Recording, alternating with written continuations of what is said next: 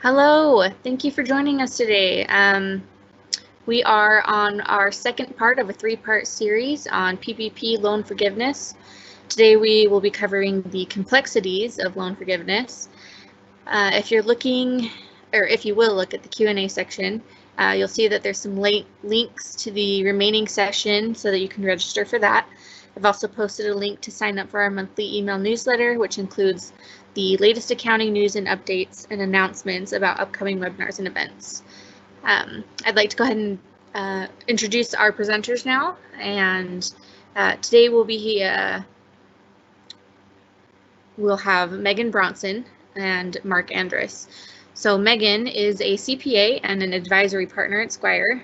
She has over a decade of experience working with businesses across several industries, specializing in QuickBooks consulting and outsourced accounting services for manufacturing and distribution clients. Mark Andrus is a manager in Squire's advisory department. He specializes in providing outsourced CFO and controller services to small and medium-sized businesses across the country and enjoys helping them develop tools and methodologies to help them achieve success. So with that, I'll go ahead and turn it over, and I believe we have Megan first. Yep, thank you. All right. We are excited to be here today. We have our second webinar in our PPP loan forgiveness series that we're doing today. Last week, we were able to cover the basics of PPP forgiveness. We dove into the different costs. We dove into different things. So we'll kind of do a really quick rundown on a few things I want to highlight that will set us up to go into some of the more complex areas of the PPP forgiveness, loan forgiveness that we're trying to talk about today.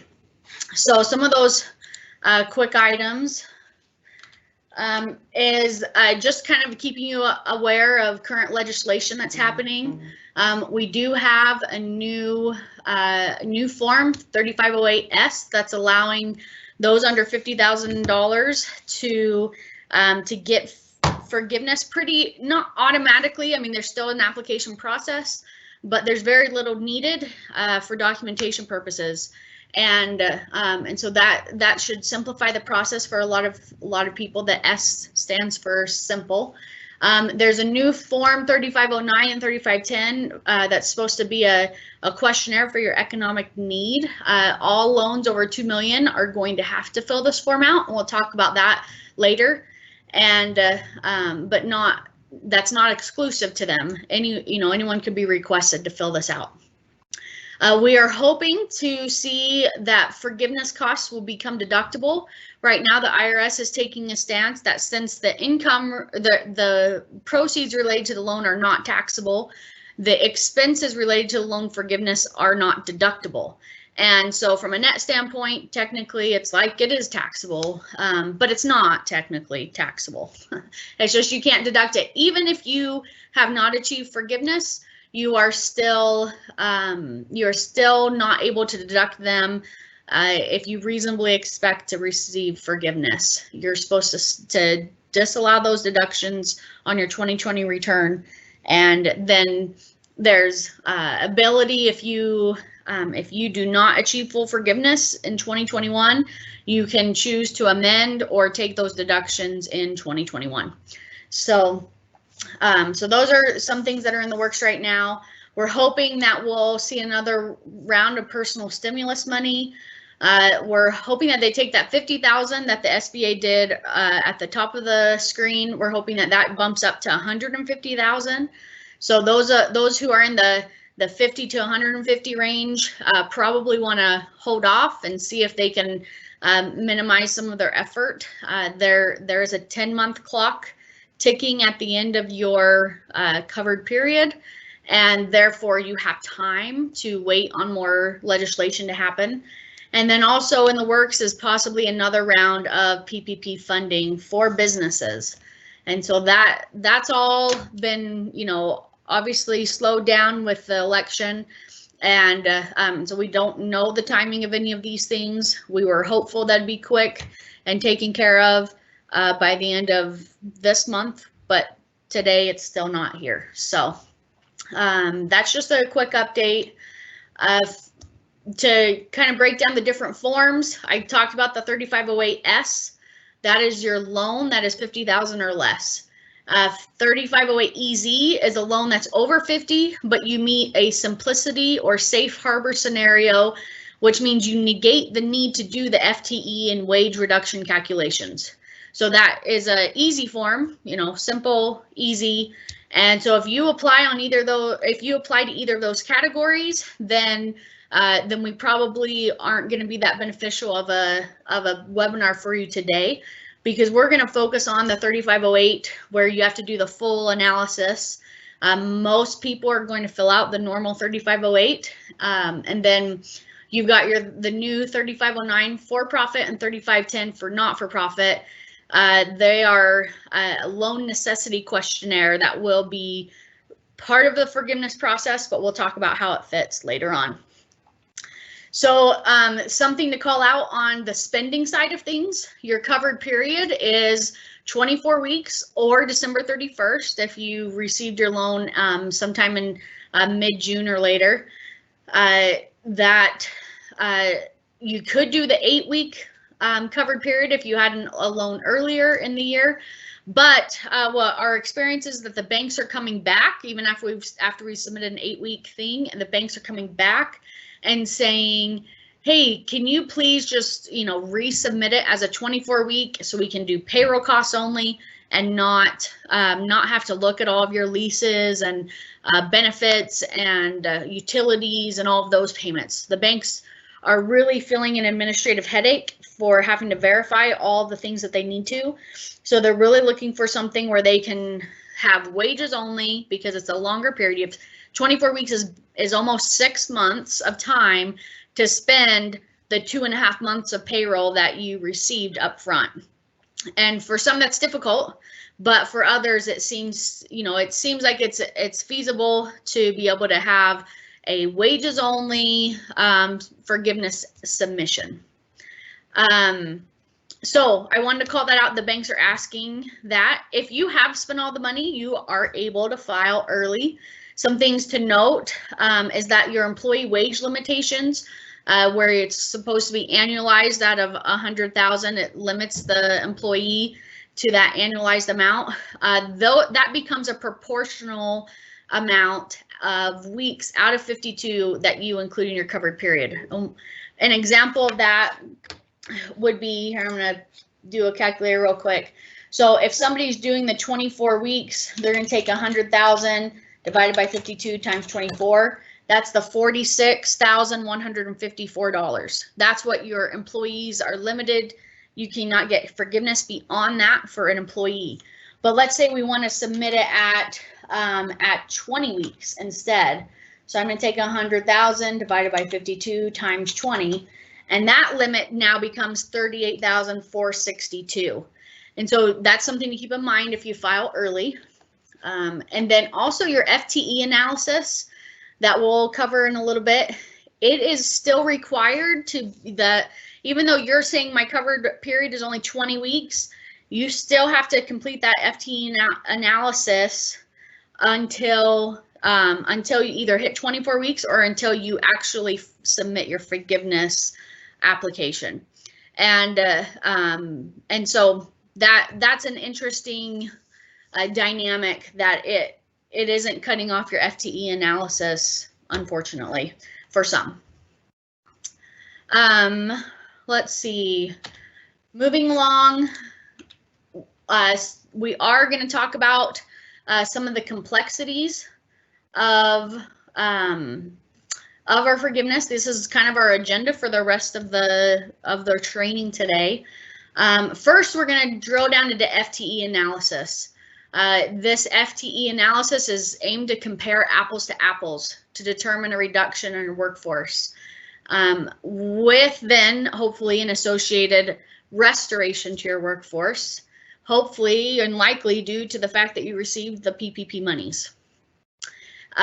We're also going to dive into a wage reduction analysis. That's part of the application, the 3508 form, standard form. It's aimed to look at whether you used a reduced rate of pay in order to be getting by during COVID, and therefore the employee lost wages, and then you're able to then restore them, hopefully because of the PPP monies that that allowed you to do that. And then finally, we're going to go into the Loan Necessity Questionnaire and talk about some of the things that we've learned from that and what the target is on some of the questions that they're asking. It will be required of all loans that are over $2 million, and then any loan pulled for audit, likely they'll have to fill this out. We do have some clients who are under the 2 million mark who have already received this form request from the SBA, and so it's there, and it's not exclusive to the ones over 2 million. All right.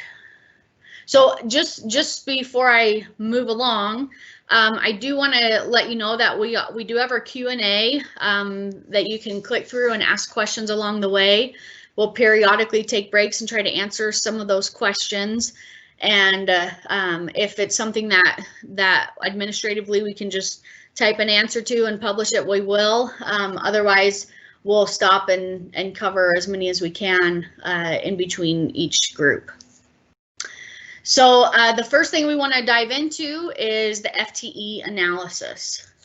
And I'm going to take this one, the wage reduction. We'll have Mark handle, and then the loan necessity I'll pick back up. So on our FTE analysis, this is just an overview. First, you're looking for the average number of hours paid per week. Then you divide that by 40 and round to the nearest tenth. That equals your full-time equivalency for that employee. Each employee is capped at 1, even if they've worked overtime. You can do a simplified method where you do 1 for anyone who's 40 or more hours, or you do a half for anyone under 40 hours. But the important thing is that this is an apples to apples comparison. So whatever you choose to do in your calculation method, or if you choose simple or actual, that needs to be done consistently across all different periods. So what the analysis is looking for is, what is your average FTE during your covered period compared to a chosen reference period. So February 19th through June 30th of 19, a year ago, how are you doing back there? And then January 1 to February 29th, that's maybe instead you'd like to compare to the first few months of this year.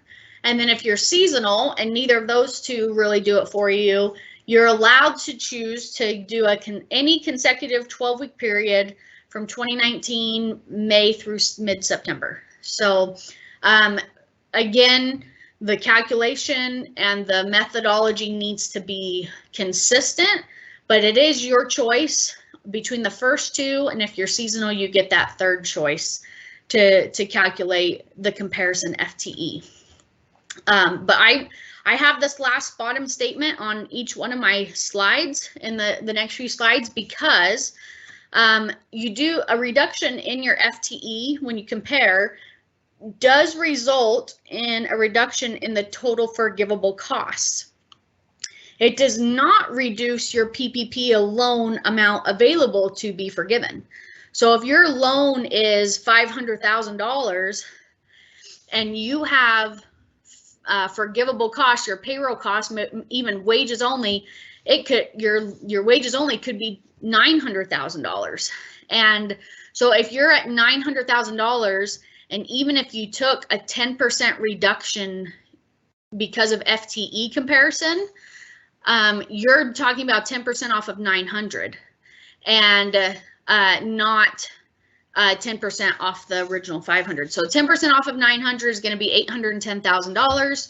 You still have 500,000 is less than your adjusted payroll costs, and so you aren't hurt by that. And so anyway, I do want to cover the safe harbors and the exceptions that they have, but I'm going to cover them quickly because there are going to be people that this matters for, so that's why I want to talk about them. But most people are going to be okay with a reduction in your FTE count. So some exceptions are going to be employee by employee. If somebody left or you let them go and you made a good faith written offer to rehire or restore their hours and they rejected it, then you can exclude them from the reduction side. So basically say, oh, I reduced my FTE by 10, but I get to add one back. You've got someone who was fired for cause and you did not replace them. Voluntarily, they left. Voluntarily, they requested and received a reduction of their hours. Those all need documented, and you have to have that information behind the scenes, and you have to state which employees are eligible for this exception. But they want you first to try to rehire a similarly qualified employee. And so you do have to, have documented that you've tried that. And if that is not the case, then I wouldn't go through the effort. Like if you don't have that documentation or proof that they rejected an offer, or if you don't, if you didn't actually put a job posting out there and try to hire someone in their position, I would just recommend you just let it be a reduction and say, oh, yep, I'm going to take a 10% reduction. Therefore, I'm going to have a 10% hit to my total payroll costs. And so anyway, so that's something to keep in mind. The other thing is our safe harbor. So if you were able to document that you are unable to operate full capacity because of health and government officials having restrictions on your business operations because of COVID, then you can have a safe harbor on this FTE analysis and not take any reduction. And you have the opportunity to restore your FTE levels by December 31st. So even if your cover period ended September 30th and you were taking a 10 person hit, if you hire those 10 people and show that on your pay period that includes December 31st, that your FTE of hours you paid during that payroll is back up to what you were as of February 15th, 2020, then you are able to have a safe harbor and not take any reduction to your payroll costs for that.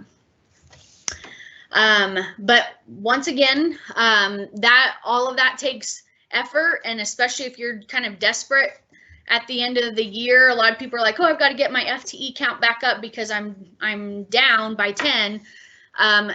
They're going to go through the effort of trying to hire a bunch of people right around the holidays. That is not necessarily an action you need to take just for the sake of not having a reduction. If you need that because you are looking at not getting full forgiveness of your loan, that is a different story, and definitely you should look at this as an option to help you get full forgiveness of your loan. But if you're doing this just out of a fear or out of a anxiety that you've got to have no reduction to your PPP loan, the PPP loan isn't a forgivable amount, isn't getting reduced. It's your wages that's getting reduced, which hopefully they're higher than they can absorb the reduction, is what I'm trying to say. So I do want to dive into detailed calculations here. Let's see. First, you do have to do a calculation by employee. So I kind of put 3 different options. We'll talk about them, but just so you know, each option should get you the same result. So choose the option that just fits with the data you have. I have some clients who have exactly their weekly amounts of hours by week, and so we can really do option 2 or option 3 there. I have others who can say, oh, I have a report I can pull from my payroll software that will give me total hours during the covered period or during my comparison period. And so they're going to do option 1, where they just take the total hours and divide by the number of weeks. And so there are different options for getting to the same result.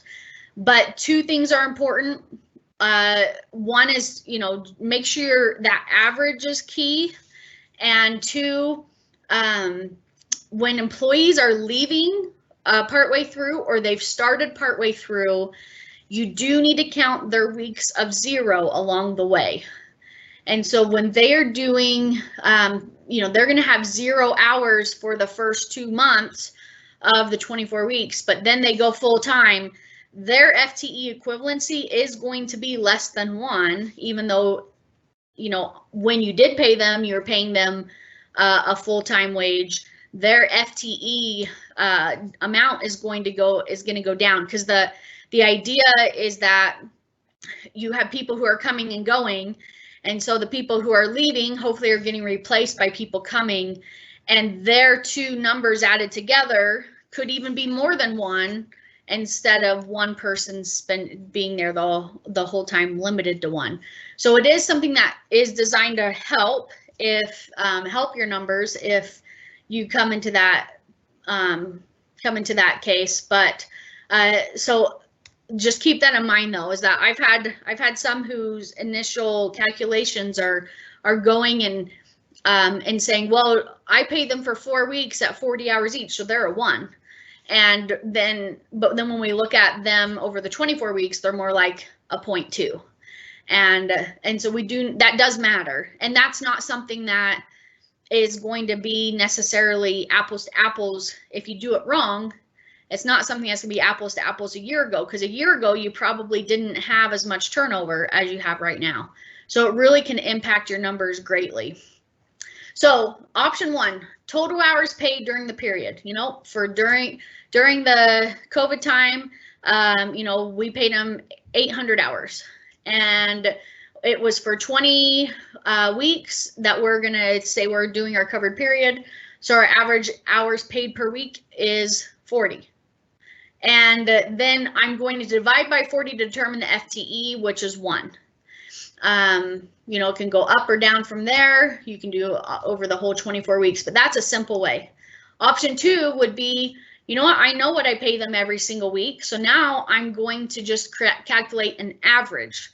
So I'll use Excel. I'll just use the average function formula and give me an average over these 24 weeks. And that average is going to be, 37.2 or something. And then you divide that average by 40 to get your FTE amount for that employee. The other one is there is some softwares that can actually just spit out the FTE per week for each employee. But make sure there is a limitation to 1 for each person, but don't let that limitation happen on the weekly calculation.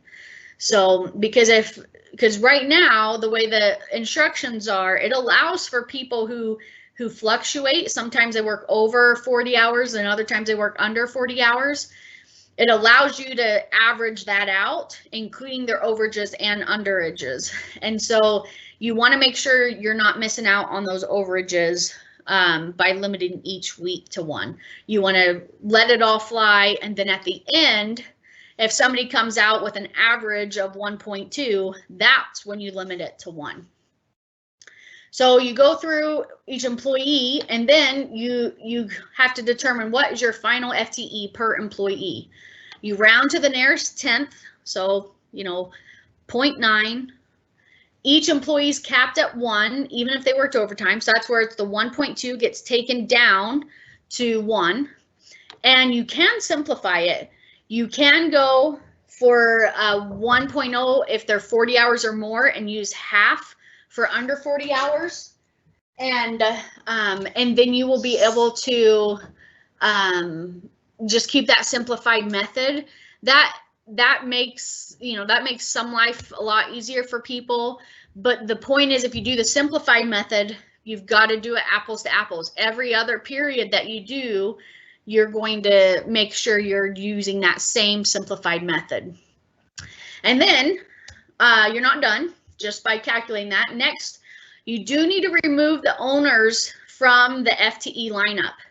So this is both on your comparative period and your covered period. They are not supposed to be counted in your FTE analysis. So if you have 5 owners, that's 5 people on both the old and the new, or on the current covered period and your comparison period. You take them off of both. You're not supposed to include them in the FTE count. And then you need to identify those who made over 100K in 2019. And the reason for that is that on the form, they make you split out table 1 versus table 2. And table 1 is all the people who made less than 100,000 in 2019. You are supposed to have a table full of that. It does all their wages added together and their FTEs added together. And so you have a total FTE from that table. Then you have a separate table that is going to be those who are over $100,000 in 2019. And the reason for this is because of the wage reduction analysis that happened, that we'll talk about in a little bit. But it's all you're doing is just splitting them up. There's not any special treatment on the FTE side of things. It's just 2 different numbers, 2 different tables of employees. So you get 2 different FTE numbers that are going to get added together and compared to everything. So anyway, so when you're doing your covered period FTE, you have to have that split. And then you will also have to have, that total for every other comparative period. So you do, there is going to be a schedule that gets sent to the bank by employee, so that they can see every employee got limited to 1 and see what those totals are. So just so you know, this is kind of a long slide here, but these are what I've seen so far as I've done FTE analysis with clients. They want you to calculate an average over your covered period or your alternate covered period. They want you to do an average. You might be doing January 1st to February 29th. That could be one you choose. Just so you're aware, it's January 1st is a Wednesday, February 29th is a Saturday. Saturday is a great day to end an analysis. Wednesday's a really crappy day to start an analysis. So what I've done is I've gone ahead and said, well, give me that week, that whole week that includes January 1st. So technically, you're going to start, December 30th, which is a Monday, or even the 29th on a Sunday. Wherever your weeks line up, I would include the beginning of that week. The next period you might be looking at is a year ago, February 15th, which is a Friday, to June 30th of 19, which is a Sunday. Again, just kind of either include the whole week that includes February 15th, or just start it up on the following Monday. I don't think it really is going to make a huge impact. Again, we're looking for an average on the comparative period.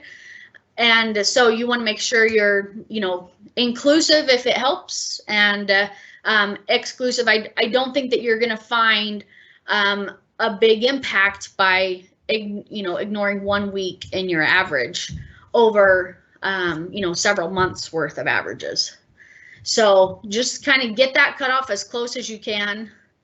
If you're seasonal, again, any consecutive 12-week period between May 1st and September 15th of 2019, and that's going to be at your discretion. You can do a full, if you get all the hours for those periods, you could even just kind of calculate, well, give me this 12-week and this 12-week and this 12-week, and you could do a week by week and find your sweet spot of your lowest FTE from a year ago. And then that way, whatever you've done this year, hopefully is less of a gap, if any, And so you do have that option to be strategic here, to take the best option for your company.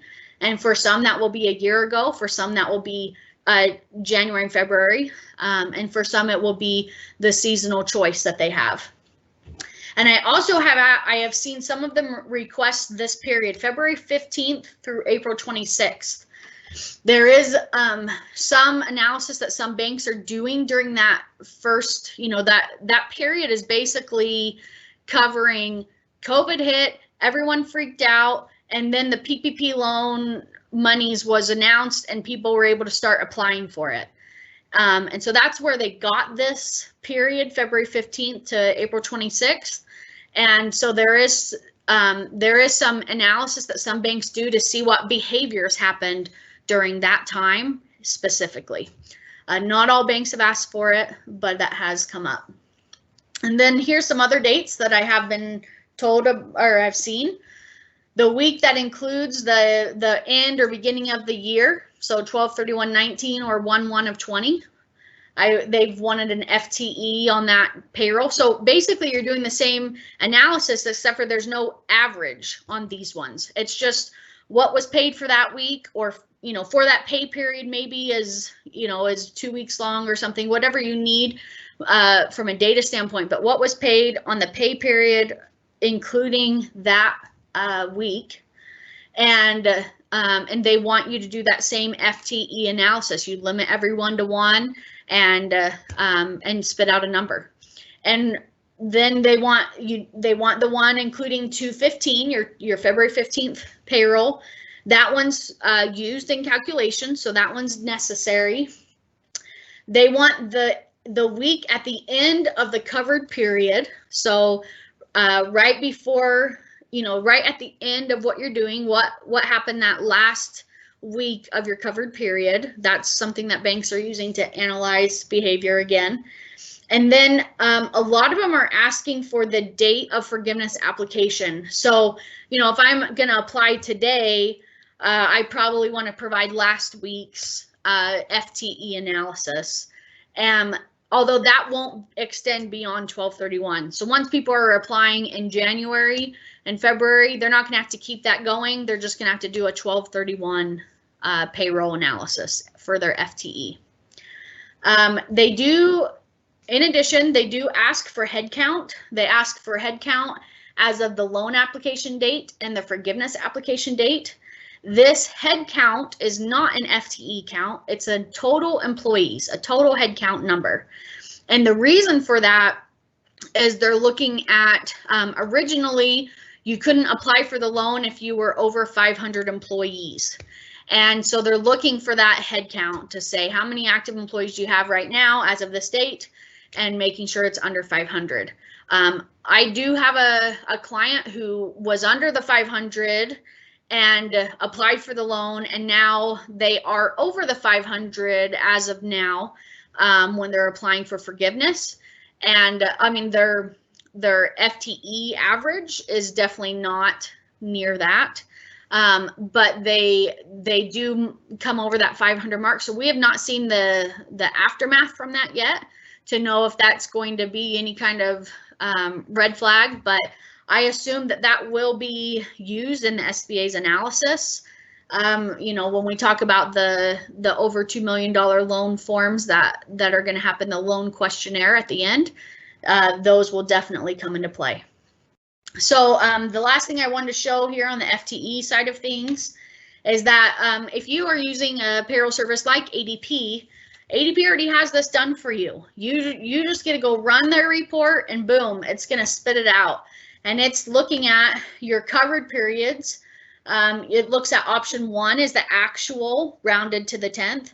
And the option 2 you can see is the half or the 1. So that's a simplified method. And then your look back period 1 and your look back period 2. So they're looking at January and February is period 1 of 2020, and they're looking at period 2 as February through, actually I think that's backwards.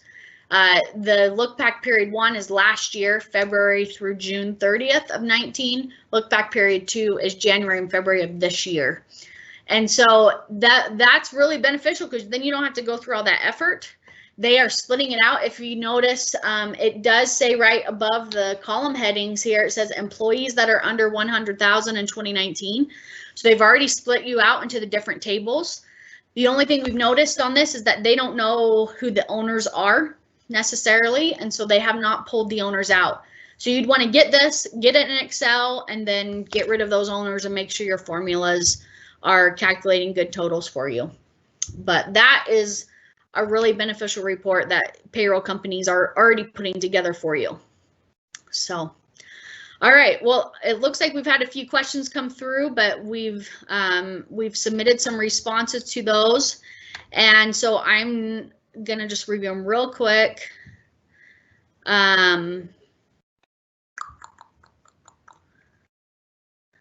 Okay, so we have one question that says, what if you have a few seasonal employees, but most of your people are around all the time? I would say it's the business activity that they're looking for seasonal, not the people. So if you have a few seasonal employees, I would say you don't qualify for seasonal.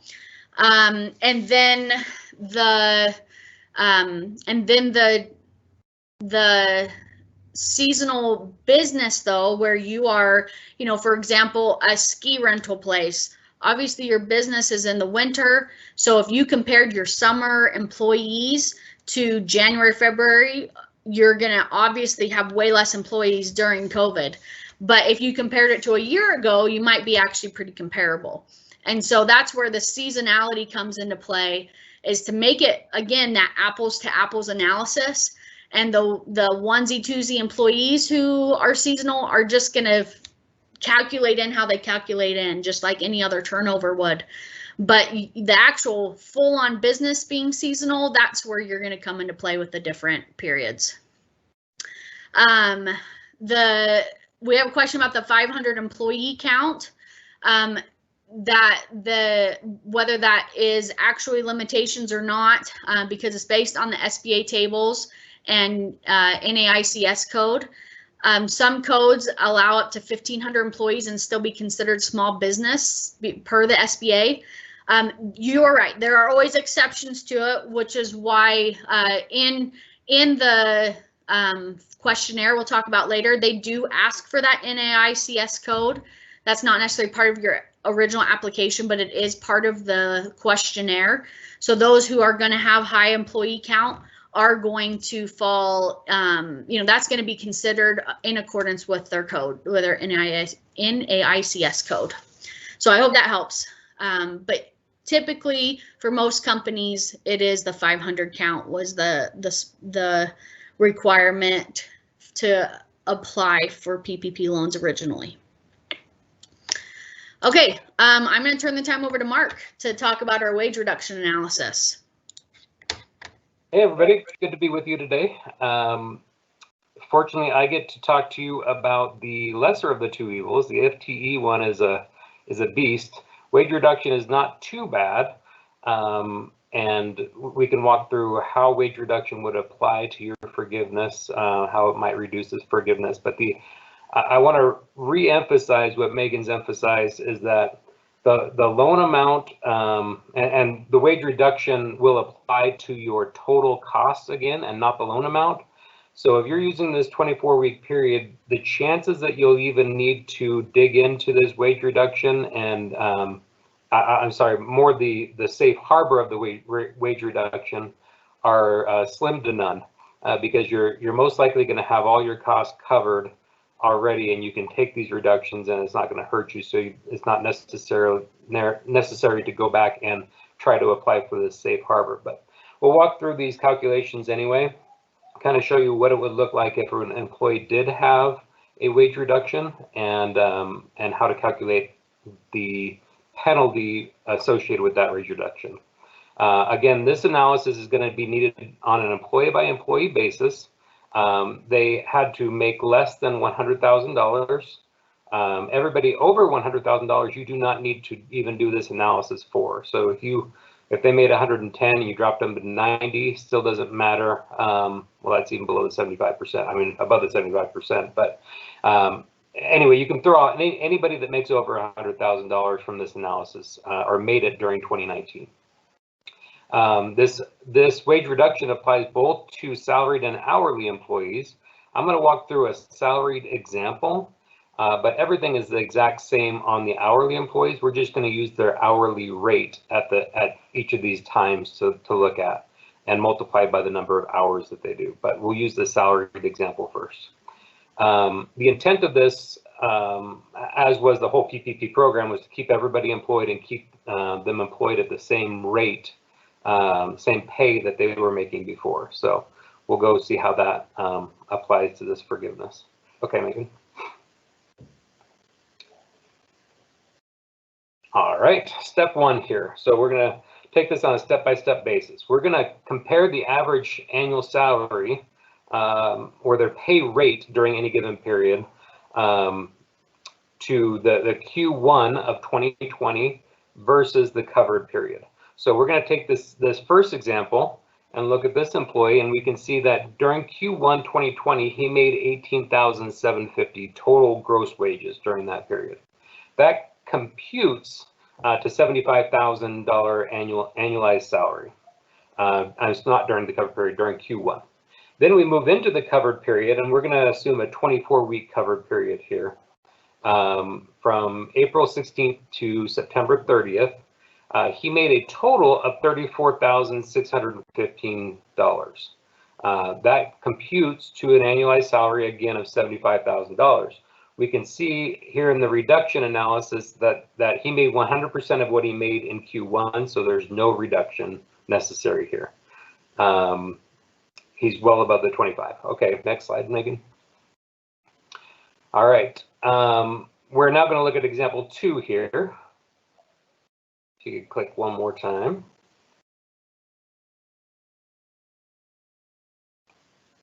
Megan, can you give it one more click? There you go. Example 2 is another employee who was paid a total of $18,750 during Q1, annualized salary of $75,000. But during Q2, he only made $20,000. We paid him $20,000 during, not Q2, the covered period, 24-week covered period, which equates to a $45,000 annualized salary. So you can see we had quite the reduction in wages over this period. If we do the calculation here, he only made 60% of what he made during Q1, and so was reduced by 40%. So our conclusion here is that because he was reduced by more than 25%, he's going to need further analysis. So then we're going to look and see if he qualifies for any safe harbor forgiveness, safe harbor forgiveness, I guess, on that. The next thing is we're going to move to safe harbor provision number 1. What we're going to do here is we're going to grab their rate that they were earning at February 15, 2020. And then we're going to compare that to what they earned from that day to April 26th. And you'll notice that's the same date range that Megan was talking about, February 15th through April 26th. So we're going to compare what they were paid on February 15th, not necessarily the day, but the rate of pay that they were earning as of February 15th. And then we're going to look at what they actually did earn from the time COVID hit to the time all the PPP funds, the majority of the PPP funds went out. If wages were decreased over this time period, safe harbor provision number 1 applies. So we can say, okay, during the time that everybody freaked out about COVID, we reduced this guy's wages. Therefore, he's eligible for full forgiveness if we're able to restore his wages. So let's go ahead and look at a calculation here. Scenario 1 is that as of 2/15/20, he was earning an annualized rate of $75,000, and then from 2/15 to 4/26, he earned an annualized rate. We paid him a total of $14,000, but he earned an annualized rate of $75,000. So we can see here that since the reduction in wages did not occur during this period, safe harbor does not apply, and wage reduction penalties will be assessed because we ended up paying him the same amount through the cover period, and we reduced his wages after, or not the cover period, through this look back period. But then we ended up reducing, his reduction occurred during the covered period, which was the no-no. So in scenario 2, this is another example. Let's say that we paid him as of 2/15/20, he was earning $75,000, but during that look back period, we ended up reducing him during that look back period. And so we can say, okay, the conclusion here is that he got reduced during the look back period And so we can move to the analysis of Safe Harbor provision number 2, which is basically, since we reduced him during that period, did we end up restoring him by the end of the covered period? So what we're going to do here in Safe Harbor provision number 2 is that we're going to compare the rate of pay on February 15th to the rate of the earlier of the date of the application for forgiveness. So let's say we submitted on November 30th today, or December 31st, whichever of those is earlier. If you apply after December 31st, we're going to use December 31st as the date. If his wages have been restored by the date of the application or December 31st, Safe Harbor provision number 2 applies and wages are eligible for full forgiveness. So let's look and see if we did restore his wages. We're going to run through, again, 2 scenarios here. He had an annualized salary of $75,000 as of 2/15, and then we're going to look at the date of application, 11/30 today. He's making $77,000 annualized rate. Since wages were restored on this guy, we were able to, the Safe Harbor provision applies, and then we will not have to take a penalty for his wage reduction. However, in scenario number 2, you'll see that we didn't bring him back up to his full amount. Even if we got to, this is interesting too, even if we got to 72,000, he's not fully restored. And so the Safe Harbor just does not apply and we'll have to take the wage reduction on him. Awesome. Okay, step 3, and this is if applicable, if we need to move on and actually take a wage reduction, this is how we're going to calculate this wage reduction penalty. We're going to take the 2, basically we're going to look at his annualized rate over the covered period and compare that to the Q1 period and see what we're looking at here. So Megan, if you could advance here. His annualized salary for Q1 was $75,000. But his annualized salary for the covered period was $45,000. So we ended up reducing him there, as you can see. The permitted annualized salary, so we were able to take a 25% cut and not have any wage reduction on him. So what we do is we figure out what that number was. At $75,000, if we paid him 75% of that, we were allowed to reduce him down to $56,250. Okay. But if we did not, if we went further than that 56,000, we're going to have to calculate what the difference is there. And that difference is 11,250 that we reduced him below his allowed amount. And then we're going to prorate that over the 24-week period or 8-week to figure out what reduction we're going to have. So an annualized reduction of 11,250 that we figured out in the previous step, divide that by 52 weeks, and then multiply that by the 24 weeks, comes out to 5,192. That's the amount of wage reduction we'll have to take for this given employee. And again, that number is going to come off of your total loan costs, or not loan, your total payroll costs, and not your loan amount. So again, in Megan's example, if you were up at 900,000 total cost but had a $400,000 loan, that 900,000 gets reduced by the 5,192, so that you're still well above the 400,000 loan amount. And so you're able to take some of these without even needing to get into the Safe Harbor. And what I would recommend doing is just run through it all. Don't do any Safe Harbors at all, and see where you're at, taking full FTE and wage reduction, and see where you're at to see if you even need to dig into the Safe Harbors at all. Most likely you're going to be well above that amount. So that's the wage reduction calculation, kind of the steps you're doing to analyze if there was a wage reduction, calculate whether you applied for whether you qualify for the Safe Harbor, and then if you did not, calculate what the reduction of your payroll cost needs to be. Turn it back over to Megan. Awesome.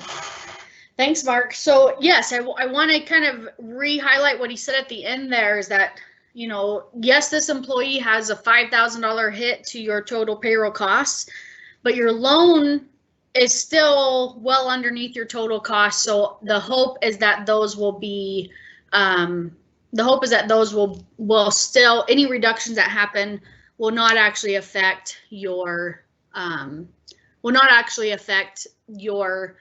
loan forgiveness, ability to get full loan forgiveness. So we do have a question that came in about people who are making over 100,000. Do we not count any of their income? I just excluded excess over 100 grand. So we exclude just the excess.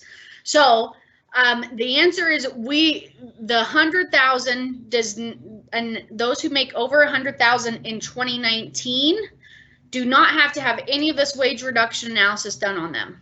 It doesn't matter. But for anyone who made less than 100,000 in 2019 and any new employees, you are limited to a $100,000 annualized amount during 2020 covered period. So, you know, I did a calculation toward the beginning where I said, okay, if someone's making $100,000, you know, that's their limit, and it's a 24-week period. You take your total wages paid to them during the covered period, and it gets limited at $46,154. And so that $46,154 is just the limit that you can get forgiveness on that employee because they made over 100 grand. It does not have to be a per payroll limitation. It is a overall, what did you pay them? So it's okay to give someone a bonus, even if that bonus takes that one single payroll over the 100,000 annualized limit. Right now, it's just take the total and limit it to 46,154. So I think we covered that one. How does the wage reduction apply if the company went out of business due to COVID at the end of June? So the wage reduction, you probably, you know, you might still have that analysis to do. If you shut down, then you're not looking at a wage reduction penalty. You're looking at an FTE analysis. And so if the FTE analysis of, you know, cutting your people off because there's no longer a company, that FTE analysis is where that comes into play. And so that's where you're going to be using that calculation. The wage reduction itself is not going to hurt you unless previous to the to shutting down, you also reduced everyone's pay rates. And so that's a very big difference, and it's a fine line there. So we do have to kind of look at your individual scenario. They have not come out and said any guidance on exactly how to handle a business that's shut down. You do have the safe harbor on the FTE side of things, where you can say I was not able to restore my business back to full operations. And so the full operations weren't able to be restored because of COVID health restrictions, and therefore you wouldn't get hurt by the FTE calculation either. And so it probably needs to be analyzed on your case-by-case basis, as well as making sure the bank is able to handle your scenario as well, because some of the banks are going to treat that differently. But hopefully that helps answer that question. All right, so I'm going to jump in. We only have a few more minutes, so I want to make sure we have time to cover this Loan Necessity Questionnaire.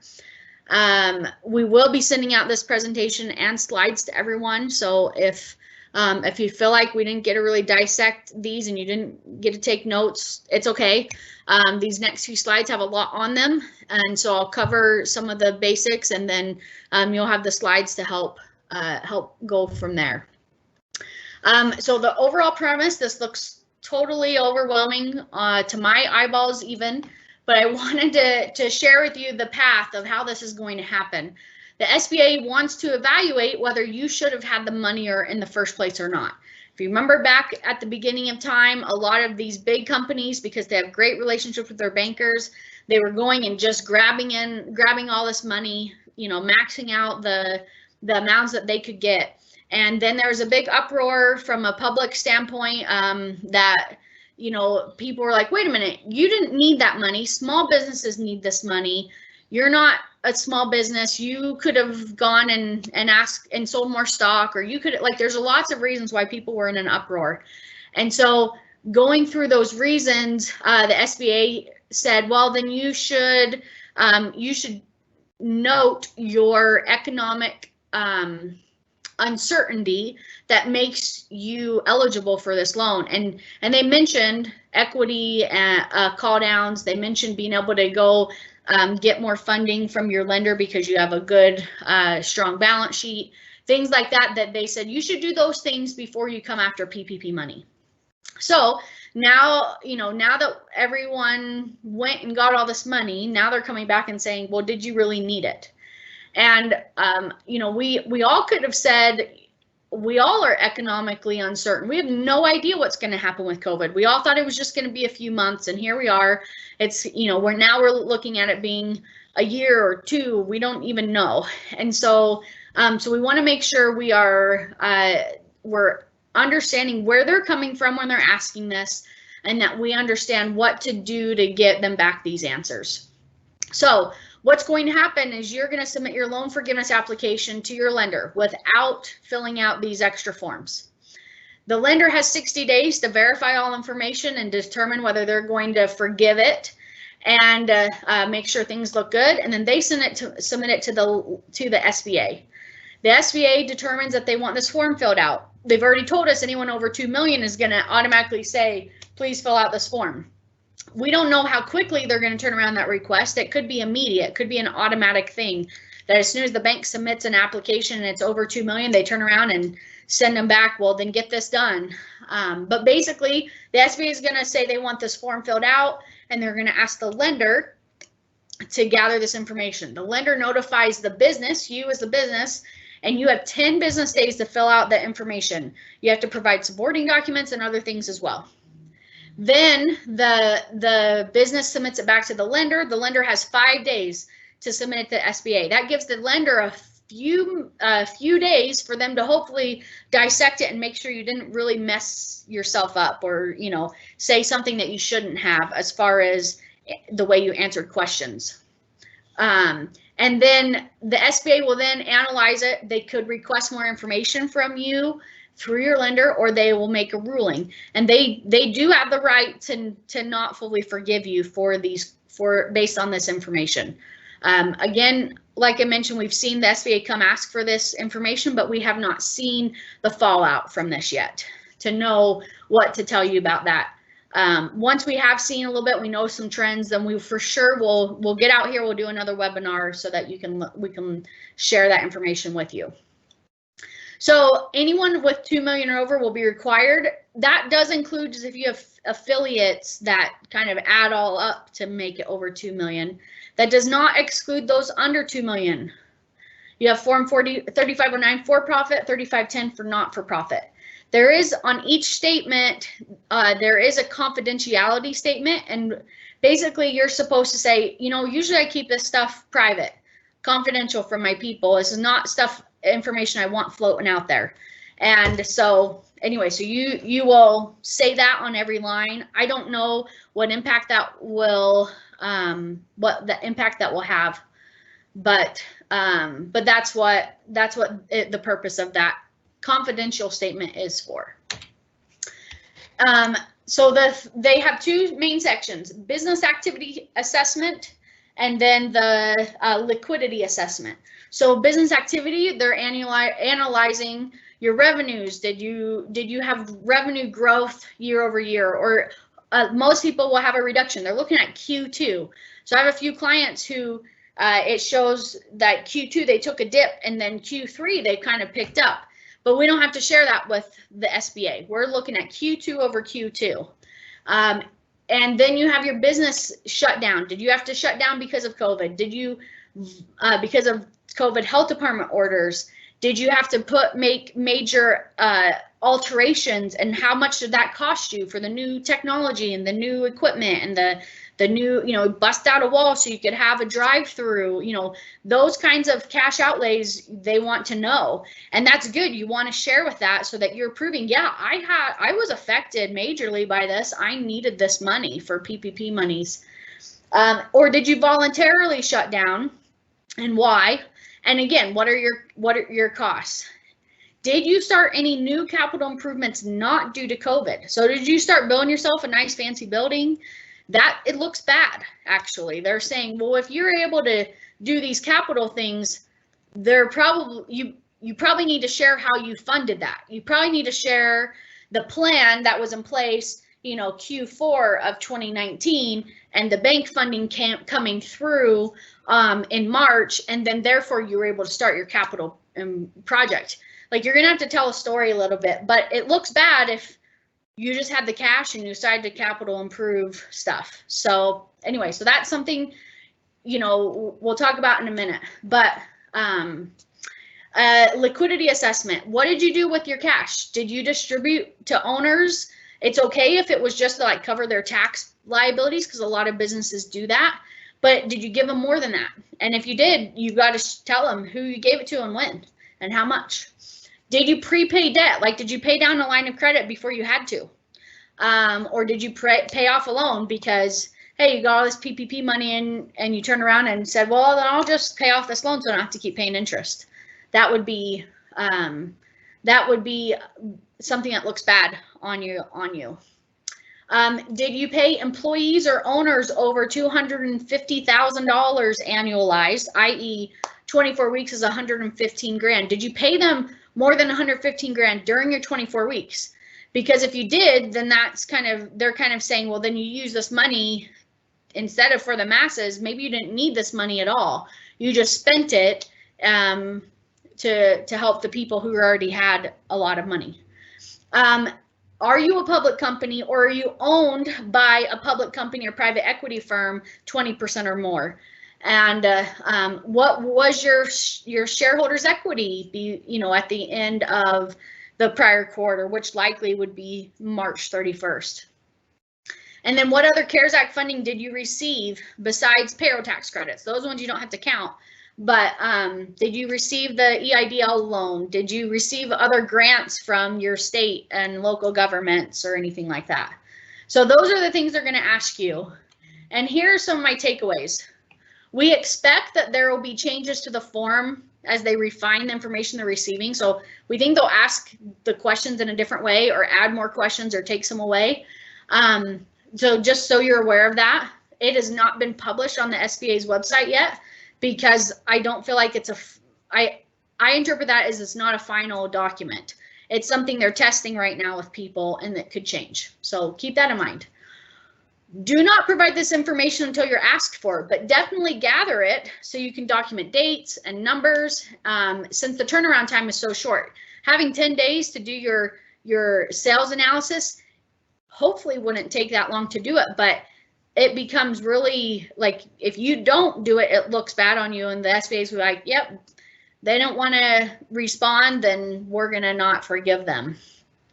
Not all responses require you to support documentation, but some do, so watch it for that. Some of them want a schedule of, here's all the employees I paid over $250,000. And by the way, you list that, and then next to it say, and this is what I paid them in 2019, those same amounts, so that it shows that, you know, you weren't giving them some kind of one-time bonus. Like, there's no actual template of all the information you're providing them as supporting documentation. But that's why I have this last bullet point. Tell your story. Make sure you understand why they're asking for the information they're asking for, and then you provide commentary and context so that you can gain full forgiveness, and you can show this was not an outlier situation. Yes, my capital improvements were $100,000 during this period, but last year they were $400,000. So you show more context so that they get it, but you don't necessarily need to give them all the information in the world. You don't need to send them a cookbooks file or anything, just so that, because they're not going to want to dissect that. You want to make sure it's clear and concise and give the context that's needed to tell your story. So, Anyway, that is all I have on the questionnaire. Sorry, I had to breeze through that and that we're over a little bit of time. But if you have any questions, any more questions that we need to discuss, go ahead and throw them in there and we can keep answering some of those. Happy to help however we can. Just wanted to call out that we do have a link if you are interested in having Squire help with any of these calculations or help provide any support that you need as you go through the process. You can fill out a quick form for us and then we'll contact you with details and get you hooked up with a team member so that we can help you through this process. It's not going to be super fun, but hopefully we can keep it as simple as possible so that you can get full forgiveness, because that's why you got the money in the first place, was to help your business, and hopefully you can get that forgiven. The last thing I'll say though on that note is, if it's not forgiven, then you're looking at paying it over the next 5 to 30 years at a super low interest rate, better than any other interest rate you have probably on other loans that you have. And so it's not a scary thing to not get forgiven, because you will have time to hopefully cover the costs of that. But let's try to get your story told so you can gain full forgiveness. And with that, I don't see any questions that have come in. Mark, is there anything that we should address based on other questions that you guys were answering along the way? No, they were pretty specific questions, so I think we're good. Awesome. Okay.